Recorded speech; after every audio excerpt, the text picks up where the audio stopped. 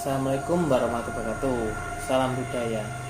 Ini saya malam-malam kedatangan tamu.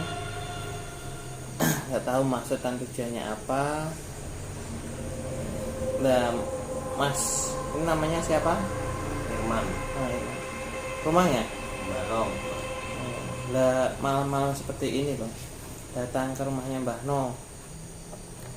Bagaimana tujuannya apa? Saya peneliti ingin tahu apa benar sama bisa melihat alam gaib dan apa benar sama yang bisa membuka mata batin semua orang.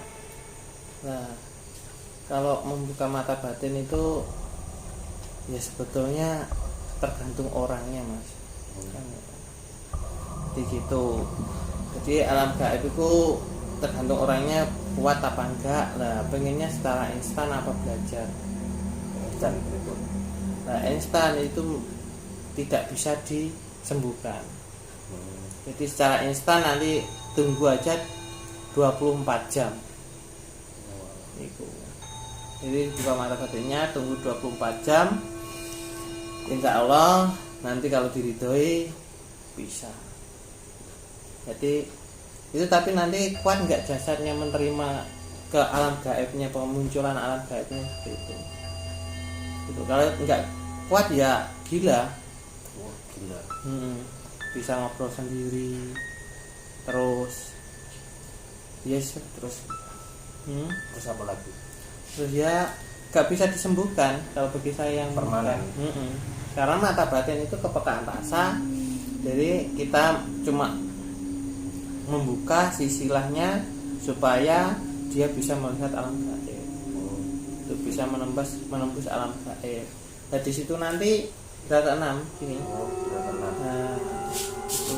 Dan itu digabungkan dengan rasa. Jadi kalau Masnya itu melihat sesuatu yang tidak sewajarnya dan belum pernah melihat, kaget enggak kan gitu? Kaget. Nah, seperti itu.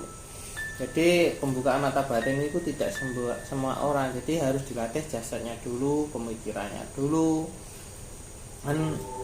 Nanti kalau ketemu sesosok apapun, jadi tidak kaget gitu.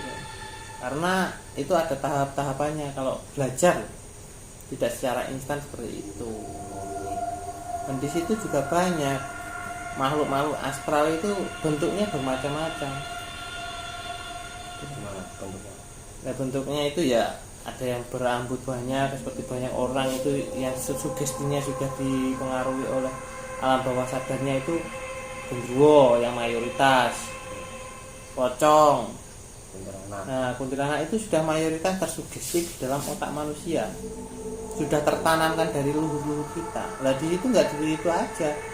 Orang yang bekas kecelakaan itu dia memorinya juga seperti itu. Nanti kalau kepalanya pecah ya secara rohnya itu kalau belum kembali ke Allah itu juga kepalanya pecah. Gitu loh. Tangannya patah atau tugel atau putus. Ya. Nah, itu juga nanti ritmenya, memorinya juga seperti itu yang kita temui. Tidak ada kepalanya, itu biasa. Nah, kita itu melihat seperti itu, kuat apa enggak, tahan apa enggak kan gitu. Kalau misalnya tidak kuat gimana? Ya kalau secara instan nggak bisa ditutup. Karena apa? Kalau proses saya sedulur kabeh, kalau membuka mata batin secara instan itu orangnya saya masukkan jin. Gitu loh.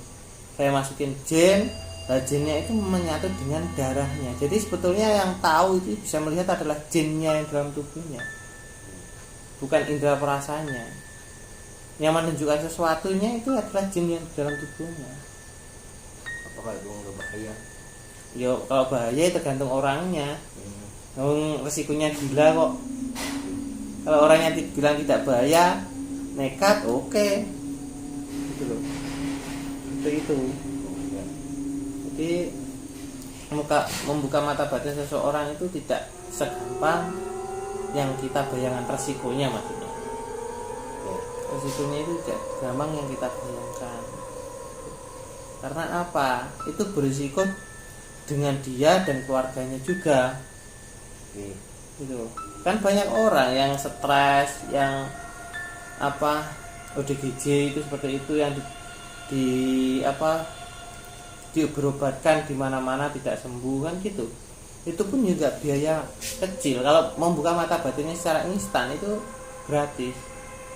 Tapi resiko yang diakibatkan nanti efeknya ya ditanggung sendiri. Gila itu. Nah, itu gila itu. Gitu loh.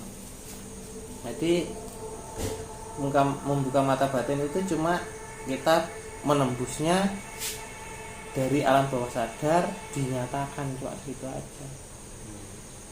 Menyatakan bagi dia sendiri loh. Gitu loh. Jadi tadi rumahnya mana? Balong. Oh iya kok jauh sekali ya. Kesini sendiri ya sedulur kabeh. Iya sendiri.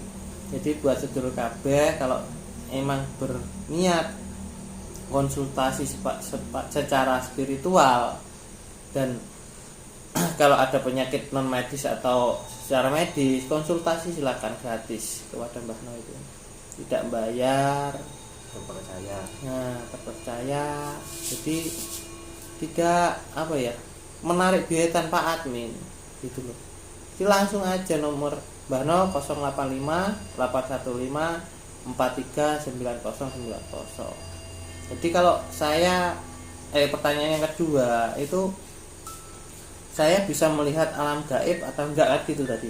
Iya. Kalau Allah mengizinkan, insya Allah bisa.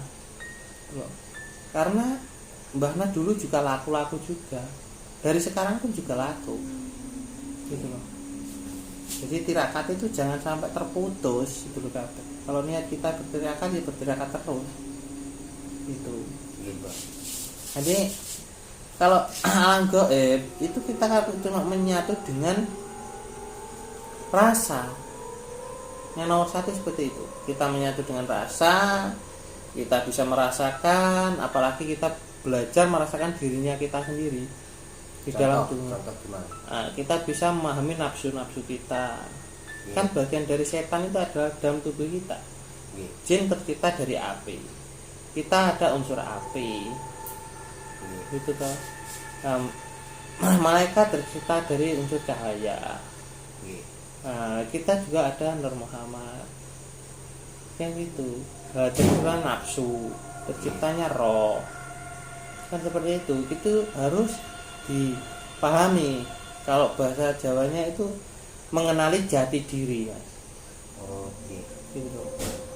Mengenali jati diri. Nah, kalau di Al-Quran juga ada penyebutan atau orang-orang bisa menyebutkan itu man ngarofahu man ngarofa nafsahu fakot ngarofa robahu. Gitu. Nah, siapa orang yang bisa mengerti tentang dirinya sendiri, berarti mengerti Allah atau Tuhan. Gitu loh. Jadi itu harus dipahami. Nah, mengerti Tuhan Allah itu harus mengerti makhluk-makhluknya. Kan semua dalam dunia ini kan kalau makhluk kan kalau hidup berarti kan makhluk, Mas. Gitu loh. Walaupun kuman, semut semua kan makhluk. Gitu loh. Jadi kita harus memahami itu tingkatannya, belajar mengerti. Walaupun saya itu tadi baca Arabnya itu agak-agak error rasanya. Karena apa? Saya itu kalau Arab itu bahasa Arab itu tidak saya fokuskan. Yang saya fokuskan cuma bagaimana orang itu paham tentang penjelasan kita, penjelasan saya. Gitu loh. Orang bisa mengerti, bisa menerima. Kalau setiap apapun itu dibahasakan Arab, kita itu kan di Jawa bukan di Arab. Iya benar ya?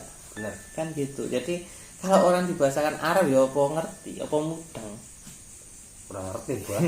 Nah, kan seperti itu kan. Tidak banyak orang yang tahu bahasa Arab itu, tidak banyak. Apalagi dengan dalil-dalilnya itu atau hadis-hadisnya itu. Kita langsung aja ke bahasa Jawanya aja dan perjemahan gitu.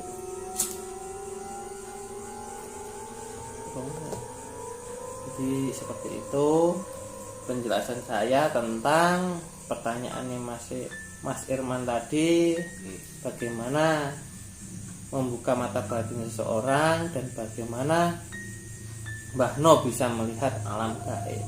Karena dia belajarnya lama. Berapa tahun, Bang? Kalau bisa betul-betul bisa itu sekitaran 4 tahunan. Buset. Gimana? Dari kalau tirakatnya ya lebih dari Mbah Nom kecil ini sudah belajar tirakat karena gitu loh. Sudah belajar makan itu dikurangi, tidur juga dikurangi gitu loh. Jadi kita itu rasa itu yang dikuatkan dan jasad jangan lupa dikuatkan gitu loh. Kalau sampai saraf-saraf kita putus ya gila gitu loh. Jadi Stres. stres. Jadi penjelasan saya sudah paham. Paham. Nah, bisa dimengerti. Jadi kalau mau belajar ya monggo silahkan. Tergantung niat dan tekadnya. Jangan banyak. Mbah No itu yang mau belajar itu kalau kurang lebih ya 50 orang. Tapi sekarang mana? Itu tidak ada buktinya karena apa? Diajak tirakat, diajak tawasul, ya susah semua.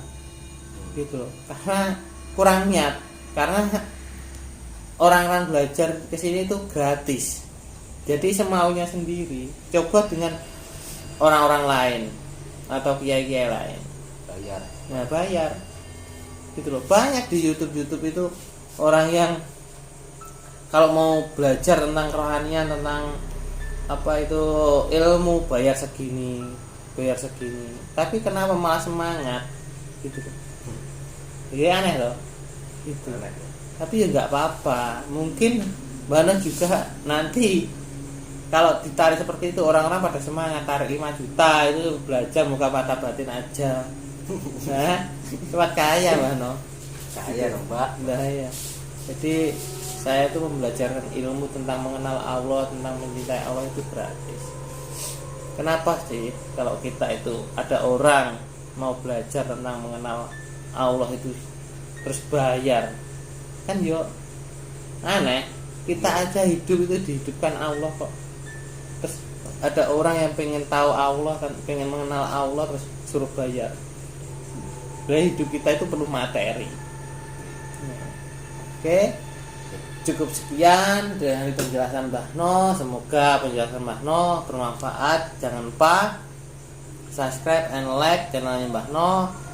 Monggo kalau pengen konsultasi tentang penyakit yang secara non medis atau medis, Mbah No cuma bisa membantu secara doa dan berikhtiar supaya apa penyakit non medis dan medis itu bisa tersembuhkan karena Allah Subhanahu wa taala. Amin. Cukup sekian sekali lagi, cukup sekian. Wa taufiq wal hidayah. Wassalamualaikum warahmatullahi wabarakatuh. Salam budaya.